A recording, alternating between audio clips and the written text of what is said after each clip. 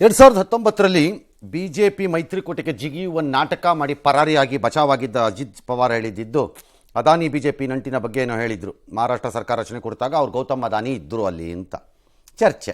ಈಗ ಅದಕ್ಕೆ ಎಸಿಸಿ ಅಧ್ಯಕ್ಷರು ಹೇಳ್ತಾರೆ ದೇಶದ ಸಂಪತ್ತನ್ನು ಲೂಟಿ ಮಾಡ್ತಿದ್ದಾರೆ. ಹೇಗೆ ಅಂತ ಯಾರು ಹೇಳಬೇಕಲ್ಲ. ಅಬಕಾರಿ ಮಂತ್ರಿ ಲೂಟಿ ಮಾಡುತ್ತಿದ್ದಾರೆ, ಮೂಡಾ ವಿಚಾರದಲ್ಲಿ ಮುಖ್ಯಮಂತ್ರಿಗಳು ಲೂಟಿ ಮಾಡಿಬಿಟ್ಟಿದ್ದಾರೆ. ಹೇಗೆ ಅಂತ ಆಗಬೇಕಲ್ಲ ಅದು. ಅದನ್ನು ಹೇಳಲ್ವಾ ಈಗ ಕಾಂಗ್ರೆಸ್ ಅಲ್ಲಿ ಅಬಕಾರಿ ಮಂತ್ರಿ ಲೂಟಿ ಮಾಡಿದ್ದಾನೆ ಹೆಂಗೆ ಅಂತ ಹೇಳ್ರಯ್ಯ ಅಂತ. ಯಾರು ಉತ್ತರನೇ ಕೊಡಲ್ಲ. ಇದರಲ್ಲಿ ಲೂಟಿ ಮಾಡಿದ್ದಾರೆ. ಅಮಿತ್ ಶಾ ಹಣ ಪಡೆದು ಚುನಾವಣೆ ಮಾಡ್ತಿದ್ದಾರೆ. ಅದಕ್ಕೆ ಮೋದಿ ಅಮಿತ್ ಶಾ ಉತ್ತರ ಕೊಟ್ಕೋಬೇಕು, ನಮಗೆ ಯಾಕೆ ಎಲ್ಲ ಹರಿಹಾಯ್ದಿದ್ದಾರೆ. ಮಹಾರಾಷ್ಟ್ರದಲ್ಲಿ ಜನರ ಸರ್ಕಾರ ಅಲ್ಲ ಅದಾನಿ ಸರ್ಕಾರ ಅಂತೆಲ್ಲ ಖರ್ಗೆ ಅವರು ಹೇಳಿದ್ದಾರೆ. ಅದಾನಿ ಮೇಲೆ ಮಾತಾಡಿದ್ರೆ ನೀವೇನು ಪದೇ ಪದೇ ಅವಂದೇ ಮಾತಾಡ್ತಾನೆ. ಒಂದು ಕಡೆ ದೇಶನೂ ಲೂಟಿ ಮಾಡ್ತಾ ಇದ್ದಾನೆ, ಇನ್ನೊಂದು ಕಡೆ ರಿಯಾಕ್ಷನರಿ ಗೌರ್ಮೆಂಟ್ಗಳಿಗೆ ಸಪೋರ್ಟ್ ಮಾಡ್ತಾ ಇದ್ದಾನೆ. ಇಂಥ ಕ್ರೋನಿ ಕ್ಯಾಪಿಟಲಿಸ್ಟ್ಗೆ ಸಪೋರ್ಟ್ ಮಾಡಿ ಅವರ ಮುಖಾಂತರ ಹಣ ತೆಗೆದುಕೊಂಡು ಎಲೆಕ್ಷನ್ ಅವರು ಮಾಡ್ತಾ ಇದ್ದಾರೆ. ಯಾರ ಹತ್ರ ಸಂಪತ್ತಿದೆ ಅವರಿಗೆ ಬೆಳೆಸ್ತಕ್ಕಂಥ ಪ್ರಯತ್ನ ನಮ್ಮ ಮೋದಿಯವರು, ಶಾ ಅವರು ಮಾಡ್ತಾ ಇದ್ದಾರೆ. ಆಯಿತು, ಅದಕ್ಕೆ ಉತ್ತರ ಅವರಿಬ್ಬರು ಕೊಟ್ಕೋತಾರೆ, ಬೇಕಿದ್ರೆ ಮಾಡಿ. ಬಟ್ ನನ್ನ ಪ್ರಾಬ್ಲಮ್ ಅದಲ್ಲ. ನನ್ನ ಪ್ರಾಬ್ಲಮ್ಮು ಇಫ್ ಅದಾನಿ ಈಸ್ ಕ್ರೋನಿ ಕ್ಯಾಪಿಟಲಿಸಮ್ಮು ಎಲ್ಲ ಕ್ಯಾಪಿಟಲಿಸಮ್ ಈ ಹಂತಕ್ಕೆ ಬರೋಕ್ಕೆ ಕಾರಣನೇ ನರಸಿಂಹರಾಯರು ಮನಮೋಹನ್ ಸಿಂಗ್ ಸರ್ಕಾರದ ಲಿಬರಲ್ ಇಶ್ಯೂ ಪಾಲಿಸೀಸು. ಅಲ್ಲಿಂದಾನೇ ಇಂಥ ಲೆಕ್ಕಾಚಾರ. ಅಲ್ಲಿವರೆಗೂ ಸೋಷಿಯಲಿಸ್ಟ್ ಸ್ವಲ್ಪ ಜಾಸ್ತಿ ಇತ್ತಪ್ಪ. ಈ ಖರ್ಗೆ ಅವರು are anybody in Congress should answer. Congress ಗೌರ್ನಮೆಂಟ್ಗಳು ಯಾಕೆ ಅದಾನಿ ಜೊತೆ ಅಗ್ರಿಮೆಂಟಿಗೆ ಸೈನ್ ಹಾಕತ್ವೆ? ಏನಕ್ಕೆ ಹಾಕ್ತೀರಿ? ಅವರನ್ನು ಆಯಾ ರಾಜ್ಯಗಳಲ್ಲಿ ಗ್ಲೋಬಲ್ ಇನ್ವೆಸ್ಟರೋ ಮೀಟೋ ಅಂತ ಕರೆದಾಗ ಅವ್ರನ್ನ ಯಾಕೆ ಕರೆಯೋದಂಗಾರೆ? ಅವ್ರ ಜೊತೆ ಅಗ್ರಿಮೆಂಟ್ ಯಾಕೆ ಮಾಡೋದು? ಅವ್ರ ಜೊತೆ ಇಂಡಸ್ಟ್ರಿ ಯಾಕೆ ಮಾಡೋದು? ಅವ್ರಿಗೆ ನಿಮ್ಮ ರಾಜ್ಯದಲ್ಲಿ ಜಾಗ ಯಾಕೆ ಕೊಡೋದು? ಅವಾಗ ಅದಕ್ಕೆ ಬಿಸ್ನೆಸ್ಸು ಮಾಡಬೇಕು. ಈ ಕಡೆ ಅದು ಹೆಂಗೆ ಅದು ಲೆಕ್ಕಾಚಾರ ಅದು ಅಂತ ನಂಗೆ ಅರ್ಥವೇ ಆಗಿಲ್ಲ. ಇದು ಏನಿಯೋ ಪಾಲಿಟಿಕ್ಸಲ್ಲಿ ಎನಿಥಿಂಗ್ ಕ್ಯಾನ್ ಹ್ಯಾಪನ್. ಎಸ್ 2A ಮೀಸಲಾತಿಗೆ ಆಗ್ರಹಿಸಿ ಪಂಚಮಸಾಲಿ ಸಮುದಾಯ ಮತ್ತೆ ಸಿಡಿದೇಳುವ ಮುನ್ಸೂಚನೆ ಕೊಟ್ಟಿದೆ. ಇದೇ ಹೊತ್ತಲ್ಲಿ ಸಿಎಂ ಸಿದ್ದರಾಮಯ್ಯ ಬಗ್ಗೆ ಮನಗುಳಿ ಹಿರೇಮಠದ ಶಿವಾಚಾರ್ಯ ಸ್ವಾಮೀಜಿ ಆಕ್ಷೇಪಾರ್ಹ ಹೇಳಿಕೆಯನ್ನು ಕೊಟ್ಟಿದ್ದಾರೆ. ಜಯಮೃತ್ಯುಂಜಯ ಸ್ವಾಮೀಜಿ ಹೆಗಲ ಮೇಲೆ ಸಿದ್ದರಾಮಯ್ಯ ಕೈ ಹಾಕಿದ್ದಾರೆ. ನಾನಾಗಿದ್ರೆ ಸಿಎಂ ಕಪಾಳಕ್ಕೆ ಹೊಡಿತಿದ್ದೆ ಅಂತೆಲ್ಲ ಹೇಳಿದ್ದಾರೆ. ನಂತರ ಇದು ವಿವಾದವಾಗ್ತಿದ್ದ ಹಾಗೆ ವಿಷಾದವನ್ನು ವ್ಯಕ್ತಪಡಿಸಿದ್ದಾರೆ. ಸ್ವಾಮಿಗಳು ಹೆಗಲ ಕೈ ಹಾಕ್ತಿರನಿ ಯಾರು ಬೆಂಗಳೂರಾಗ ಆ ವಕೀಲರ ಮೀಟಿಂಗ್ ಒಳಗೆ ಸಿದ್ದರಾಮಯ್ಯ ಒಳಗೆ ಬರ್ತಾನ, ನಮ್ಮ ಸ್ವಾಮಿಗಳು ಹೆಗಲ ಕೈ ಹಾಕ್ತಾನೆ. ನಾ ಅದು ಕಪಾಳ ಹೊಡೆದ್ಬಿಟ್ಟೆ ಸರಿ ಸೈಡ್ ಅಂತಿದ್ದೇನೆ. ಅವರಿಗೆ ಆಗಿರ್ಬೋದು, ಅವರ ಸ್ಥಾನಕ್ಕೆ ಅದು ನಾ ಬಳಸಿದ ಶಬ್ದಗಳು ಅವ್ರು ಯೋಗ್ಯ ಅಲ್ಲ. ಆ ಮಾತನ್ನು ಎರಡು ಹಿಂದಕ್ಕೆ ತೆಗೆದುಕೊಳ್ತಾ ಇದ್ದೀನಿ. ವಿಷಾದ ಏನೋ ವ್ಯಕ್ತಪಡಿಸಿದ್ರಿ. ಮುಖ್ಯಮಂತ್ರಿಗಳು ಅಂದಮೇಲೆ ಮುಖ್ಯಮಂತ್ರಿಗಳು ಅಷ್ಟೇ. That's all. ಅದನ್ನು ಕೊಡಬೇಕು. ನಮಗೆ ಸೈದ್ಧಾಂತಿಕವಾಗೋ ಸಮಸ್ಯೆ ವಿಚಾರದಲ್ಲೂ ನಮ್ಗೆ ಒಪ್ಪಿಗೆ ಆಗದೆ ಇರ್ಬೋದು ಅವ್ರ ನಡವಳಿಕೆಗಳು, ನಿರ್ಧಾರಗಳು. But that is not the language. ಒಬ್ಬರು ಸ್ವಾಮೀಜಿ ಬಳಸೋ ಲ್ಯಾಂಗ್ವೇಜ್ ಅಲ್ಲ ಅದೆಲ್ಲ. ಸಿಎಂ ಸ್ಥಾನಕ್ಕೆ ಹೇಗಲ್ವೋ ಏನು ಅನುಮಾನನೇ ಬೇಡ ಅದರಲ್ಲಿ. ಅದು ಯಾರಾದರೂ ಸರಿ, ಅವ್ರನ್ನ ಒಪ್ಪೋದು ಬಿಡೋದು ಬೇರೆ ವಿಚಾರ. ಉತ್ತರ ಪ್ರದೇಶದ ಲೋಕಸೇವಾ ಆಯೋಗದ ವೈಖರಿ ಖಂಡಿಸಿ ಪ್ರಯಾಗ್ರಾಜಲ್ಲಿ ವಿದ್ಯಾರ್ಥಿಗಳೆಲ್ಲ ಹೋರಾಟ ಮಾಡ್ತಿದ್ರು. ಇವತ್ತು ಅವ್ರಿಗೆ ಜಯ ಸಿಕ್ಕಿದೆ. ಅದೇನೋ 2 ಪ್ರಿಲಿಮ್ಸ್ ಎಕ್ಸಾಮು, ಅದೇನೇನೋ 2 ಪಾಳಿ 2 ದಿನದಲ್ಲಿ ಮಾಡಬೇಕಿತ್ತಂತೆ. ಅವ್ರು ಹಂಗೆಲ್ಲ ಮಾಡೋಕ್ಕಾಗಲ್ಲ ನೀವು ಅಂತ ಅವರು. ಸರ್ಕಾರದವ್ರು ನಿಮ್ಗೆ ಏನು ಪ್ರಾಬ್ಲಮ್ ಅದರಲ್ಲಿ ಅಂತ ಅವರು. ಕೊನೆಗೆ ಬಾರಿ ಕಾಟ ಎಲ್ಲ ಆಗಿ ಅಯ್ಯೋ ಆಯಿತು ತಗೊಳ್ರಿ ಎತ್ಲ ಕಡೆಗೆ ಹೊಸ ದಿನಾಂಕ ಕೊಡ್ತೀವಿ. ಅದೇನು ನೀವು ಕೇಳಿದ 2 ದಿನದಲ್ಲಿ 2 ಪಾಳಿನಲ್ಲೇ ಪರೀಕ್ಷೆ ನಡೆಸೇ ಬಿಡೋಣ ತಗೊಳ್ಳಿ ಎತ್ಲ ಕಡೆಗೆ ಅಂತ ಹೇಳಿದ್ದಾರೆ. ಇನ್ನು ರಾಜಸ್ಥಾನದಲ್ಲಿ ನಿನ್ನೆ ಹೇಳಿದ್ವಿ, ಅದು ಯಾರೋ ಪಕ್ಷೇತರ ಅಭ್ಯರ್ಥಿ ಅವರು, ಆ್ಯಕ್ಚುಲಿ ಕಾಂಗ್ರೆಸ್ ರೆಬಲ್ ಕ್ಯಾಂಡಿಡೇಟ್ ಅಂತೆ, ನರೇಶ್ ಮೀನಾ ಅಂತ. ಅವನು ಎಲೆಕ್ಟ್ರಲ್ ಆಫೀಸರ್ಗೆ, ಚುನಾವಣಾಧಿಕಾರಿಗೇ ಬಾರಿಸಿ ಎಲ್ಲ ಮಾಡಿದರು. ಪೊಲೀಸ್ನವ್ರು ಇವತ್ತು ಅರೆಸ್ಟ್ ಮಾಡೋಕ್ಕೆ ಹೋದಾಗ ಅವ್ರ ಬೆಂಬಲಿಗರೆಲ್ಲ ಕೆರಳಿ ಪೊಲೀಸ್ ಗಾಡಿಗೆಲ್ಲ ಬೆಂಕಿ ಹಾಕಿ, ಊರಿಗೆಲ್ಲ ಬೆಂಕಿ ಹಾಕಿ ಎಲ್ಲ ಮಾಡಿದ್ರು.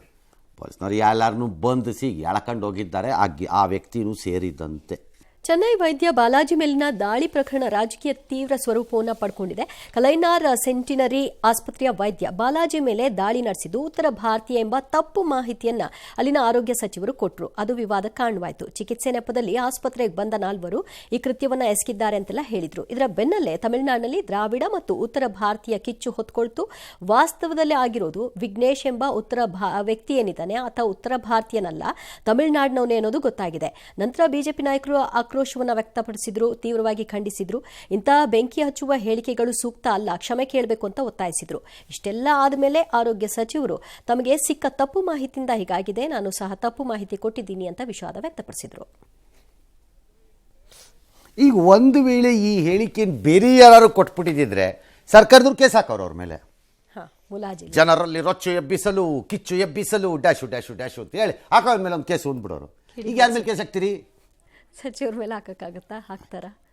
ನನ್ನ ಪಾಯಿಂಟು ಡಾಕ್ಟರ್ ಮೇಲೆ ಅಟ್ಯಾಕ್ ಆಗಿರೋದು ಪಾಯಿಂಟ್ ಅಷ್ಟೇ. ಅವನು ಉತ್ತರ ಭಾರತೀಯ, ದಕ್ಷಿಣ ಭಾರತೀಯ, ತಮಿಳ್ನಾಡಿನ ಆ ಜಿಲ್ಲೆನವನು, ಕರ್ನಾಟಕದ ಈ ಜಿಲ್ಲೆನವನು ಅಲ್ಲ. ಅವನು ಯಾರಾದರೂ ಆಗಿರಲಿ, ಅವನು ಅಮೇರಿಕಾನವನೇ ಆಗಿರಲಿ ಬೇಕಾರೆ. ಕ್ವಶ್ಚನ್ ಈಸ್ ಹಾಸ್ಪಿಟ್ಲು, ಸೆಕ್ಯೂರಿಟಿ, ಡಾಕ್ಟರ್ಗಳ ರಕ್ಷಣೆ ಅಷ್ಟೇ. ಅವನು ಯಾರಾದ್ರೇನೀಗ ಮ್ಯಾಟರ್ ಆಗಬೇಕಾಗಿರೋದು ಯಾರವನು ಅಷ್ಟೇಪ್ಪ. ಸರಿ, ಬಾಂಗ್ಲಾದೇಶದಲ್ಲಿ ಹಸೀನಾ ಸರ್ಕಾರ ತೆಗೆದ ತೀವ್ರಗಾಮಿಗಳು ಈಗ ಹೊಸ ಇದನ್ನು ಸ್ಟಾರ್ಟ್ ಮಾಡಿದ್ದಾರೆ. ಸಂವಿಧಾನಕ್ಕೆ ತಿದ್ದುಪಡಿ ತರಬೇಕು. ಏನು ಸಂವಿಧಾನದಲ್ಲಿರುವ ಸೆಕ್ಯುಲರ್ ಪದವನ್ನು ತೊಲಗಿಸಬೇಕು ಅಂತ ಅವರು ಅಟಾರ್ನಿ ಜನರಲ್ಲೇ ಹೇಳ್ತಿದ್ದಾರಂತೆ ಸುಪ್ರೀಂ ಕೋರ್ಟಲ್ಲಿ. 90% ಮಂದಿ ಒಂದೇ ಧರ್ಮಕ್ಕೆ ಸೇರಿರುವ ಕಾರಣ ಸಂವಿಧಾನದಲ್ಲಿ ಜಾತ್ಯತೀತ ಪದ ಅಗತ್ಯವಿಲ್ಲ ಅಂತ ಹೇಳಿದ್ದಾರೆ. ಸೇಮ್ ಆರ್ಗ್ಯುಮೆಂಟ್ ಇಂಡಿಯಾಲಾದರೆ, ಕೇಳೋರು ಯಾರು? ಇಂಡಿಯಾಲಾದರೆ ಸೇಮ್ ಆರ್ಗ್ಯುಮೆಂಟ್ ಈಗ. Yes sir. ಹಿಂದಿನ ಸಂವಿಧಾನ ದೇವರ ಮೇಲೆ ವಿಶ್ವಾಸ ಇರ್ತಿತ್ತು, ಈಗಿನ ಸಂವಿಧಾನದಲ್ಲಿ ಎಲ್ಲರಿಗೂ ಹಕ್ಕುಗಳಿಗೆಲ್ಲ ಇಲ್ಲದೆ ಡ್ಯಾಶು ಡ್ಯಾಶು ಅಂತೇಳಿ ತೆಗಿಬೇಕಿದು ಅಂತ. ಅಲ್ಲಿ ಆತಂಕಕ್ಕೆ ಕಾರಣ ಆಗಿದೆ, ಹಿಂದೂಗಳ ಆತಂಕಕ್ಕೆ ಆಗತ್ತೆ. ಹಿಂದೂಗಳು ಎಲ್ಲ ಕಡೆಯಲ್ಲೂ ಆತಂಕದಲ್ಲೇ ಇದ್ದಾರೆ, ಭಾರತವೂ ಸೇರಿ. ಹೌದು, ಆ ಪರಿಸ್ಥಿತಿ ಹೋಗ್ತಾ ಇದೆ. ಟ್ರಂಪ್ ಗೆದ್ದು 3 ದಿನಗಳ ಹಿಂದಷ್ಟೇ ರಷ್ಯಾ ಅಧ್ಯಕ್ಷ ವ್ಲಾದಿಮಿರ್ ಪುಟಿನ್ ಅವ್ರ ಜೊತೆ ದೂರವಾಣಿಯಲ್ಲಿ ಮಾತಾಡಿದ್ರು. ಆದರೆ ಎಫೆಕ್ಟೋ ಏನೋ ಗೊತ್ತಿಲ್ಲ. ಆದರೆ 3ನೇ ಬಾರಿ ಅಮೆರಿಕ ಅಧ್ಯಕ್ಷರಾಗಿ ಚುನಾಯಿತರಾಗುವ ರೀತಿ ಸಂವಿಧಾನಕ್ಕೆ ತಿದ್ದುಪಡಿ ತರುವ ಸುಳಿವನ್ನ ಜನಪ್ರತಿನಿಧಿಗಳ ಸಭೆಗೆ ಆಯ್ಕೆಯಾದ ರಿಪಬ್ಲಿಕನ್ನರ ಉದ್ದೇಶಿಸಿ ಮಾತನಾಡೋ ಸಂದರ್ಭದಲ್ಲಿ ಹೇಳಿದ್ದಾರೆ. ಟ್ರಂಪ್ ಆಡಿದಂತಹ ಮಾತು ಈಗ ಚರ್ಚೆಗೆ ಗ್ರಾಸವಾಗಿದೆ. ಈ ಮಧ್ಯೆ ತಮ್ಮ ಗೆಲುವಿಗೆ ಕಷ್ಟಪಟ್ಟವರ ಕುರಿತಾಗಿ ಟ್ರಂಪ್ ಪ್ರಮುಖ ಹುದ್ದೆಗಳನ್ನು ಗಿಫ್ಟ್ ಆಗಿ ಕೊಡ್ತಾ ಇದ್ದಾರೆ. ಇದೀಗ ಅಮೆರಿಕನ್ ಹಿಂದೂ ತುಳಸಿ ಗಬಾರ್ಡ್ರನ್ನ ರಾಷ್ಟ್ರೀಯ ಗುಪ್ತಚರ ವಿಭಾಗದ ನಿರ್ದೇಶಕ ಹುದ್ದೆಗೆ ಟ್ರಂಪ್ ನೇಮಿಸಿದ್ದಾರೆ. ಅಂದಹಾಗೆ ಅಮೆರಿಕ ಚುನಾವಣೆಯಲ್ಲಿ ಟ್ರಂಪ್ ಗೆದ್ದ ಮೇಲೆ ಮಸ್ಕ್ ಮಾಲೀಕತ್ವದ ಜಾಲತಾಣ ಎಕ್ಸ್ ತೊರೆಯುವವರ ಸಂಖ್ಯೆ ಕೂಡ ಹೆಚ್ಚಾಗಿದೆ. 1.15 ಲಕ್ಷ ಮಂದಿ ಅಮೆರಿಕನ್ ಬಳಕೆದಾರರು ತಮ್ಮ ಖಾತೆಯನ್ನು ಬಂದ್ ಮಾಡಿಕೊಂಡಿದ್ದಾರೆ. ಆಲ್ರೈಟ್, 2 ರೀತಿಯಲ್ಲಿ ಟ್ರಂಪ್ನ ಎರಡನೇ ಆಡಳಿತ ಆರಂಭವನ್ನು ನೋಡ್ತಾ ಇದ್ದಾರೆ. ಒಂದು ಭಾಳ ಬೋಲ್ಡ್ ಆಗಿದೆ, ಅವರ ಆಯ್ಕೆಗಳು, ಅವರ ಹುದ್ದೆಗಳು, ಮತ್ತು ಆ ಅಧ್ಯಕ್ಷರಾಗಿದ್ದವ್ರಿಗೆ ಅದಕ್ಕೆ ಅಧಿಕಾರ ಇದೆ, ದೇಶದ ಜನ ಅವರಿಗೆ ಮತವನ್ನು ಕೊಟ್ಟಿದ್ದಾರೆ ಅನ್ನೋದು ಒಂದು. ಎರಡನೇದು, ಅಧಿಕಾರವನ್ನು ಕೊಟ್ಟಿದ್ದಾರೆ, ಮತವನ್ನು ಕೊಟ್ಟಿದ್ದಾರೆ ಅನ್ನೋ ಕಾರಣಕ್ಕೆ ಇದೆಲ್ಲ ಮಾಡೋಕ್ಕೆ ಬರಲ್ಲ ಅನ್ನೋದು ಇನ್ನೊಂದು ವಾದ, ಆಬ್ವಿಯಸ್ಲಿ ಡೆಮೊಕ್ರೆಟ್ಸಿಂದ. 3 ಮೇಜರ್ ಅಪಾಯಿಂಟ್ಮೆಂಟ್ಗಳು ಸ್ವಲ್ಪ ಡಿಸ್ಕಷನ್ಗೆ ಅಥವಾ ಡಿಸ್ಪ್ಯೂಟ್ ಆಗೋಂಗೆ ಕಾಣಿಸ್ತಾ ಇದೆ. ಬಿಕಾಸ್ ಅಮೆರಿಕದ ವ್ಯವಸ್ಥೆಯ ಒಳಗಡೆ ಅಧ್ಯಕ್ಷರು ನಾಮಿನೇಟ್ ಮಾಡಿದ ಮೇಲೆ ಎಕ್ಸಿಕ್ಯೂಟಿವ್ ಸೈಡ್ಗೆ, ಅಂದರೆ ಸೆಕ್ರೆಟರಿಗಳಾಗಿ ಅಥವಾ ಮುಖ್ಯಸ್ಥರಾಗಿ ಯಾವುದೇ ಇಲಾಖೆಗೆ, ಅದರ ಕನ್ಫರ್ಮೇಷನ್ನು ಸೆನೆಟ್ಟಲ್ಲಿ ಆಗಬೇಕು. There has to be a senate confirmation of it. ಆದರೆ ಆ ಕನ್ಫರ್ಮೇಷನ್ ಆಗಲಿಕ್ಕಿಲ್ಲ ಅಂತ ಕೆಲವ್ರದ್ದು ವಾದ. ಹಾಗಾಗಲ್ಲ ಅನಿಸುತ್ತೆ, ಬಿಕಾಸ್ ಸೆನೆಟ್ಟಲ್ಲಿ ಈಗ ರಿಪಬ್ಲಿಕನ್ಸ್ಗೆ, ಅಂದರೆ ಟ್ರಂಪ್ ಇರುವ ಪಕ್ಷಕ್ಕೆ ಮೆಜಾರಿಟಿ ಇರೋದ್ರಿಂದ ಸಾಮಾನ್ಯ ಪ್ರೆಸಿಡೆಂಟ್ಗಳು ಹೇಳಿದ್ದು ಆಗತ್ತೆ, ಹಾಗಾಗಿ ಆಗಬಹುದು. ಸ್ಟಿಲ್ 3 ವಿಚಾರಗಳಲ್ಲಿ ಬಂದಿರೋದು. ಒಂದು, ಇಲಾನ್ ಮಸ್ಕನ್ನು ತಂದಿರೋವಂಥದ್ದು. ಆತ ತಮಗಿರೋ ಬಿಸಿನೆಸ್, ವಾಣಿಜ್ಯ ವ್ಯವಹಾರಗಳ ಆಸಕ್ತಿಗಳೇನಿದೆ ಅದನ್ನು ಹೇಗೆ ನಿಭಾಯಿಸ್ತಾರೆ, ಕಾನ್ಫ್ಲಿಕ್ಟ್ ಆಫ್ ಇಂಟ್ರೆಸ್ಟ್ ಎಲ್ಲಿ ಬರಬಹುದು, ಬರದೇ ಇರಬಹುದು. ಬಿಕಾಸ್ ಇಲಾನ್ ಮಸ್ಕರ ಹಲವಾರು ಕಂಪನಿಗಳು ಸರ್ಕಾರಿ ಗುತ್ತಿಗೆಗಳ ಆಧಾರದ ಮೇಲೂ ಇದೆ ಅದು. ಹಾಗಾಗಿ ಅದೇನಾಗತ್ತೆ ಅಂತ ಪ್ರಶ್ನೆ ಇದೆ.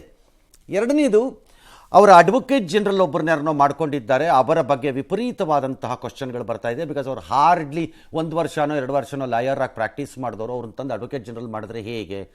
ಎಕ್ಸ್ಟ್ರೀಮ್ಲಿ ಇಂಪಾರ್ಟೆಂಟ್ ಪೋಸ್ಟ್ ಅಮೆರಿಕದ ವ್ಯವಸ್ಥೆ ಒಳಗಡೆ. ಮೂರನೇದು, ಭಾರತೀಯ ಹೆಸರಿಟ್ಟುಕೊಂಡಿರುವ ತುಳಸಿ ಗಬಾರ್ಡ್ ಅವ್ರದ್ದು ಬಂದಿದೆ.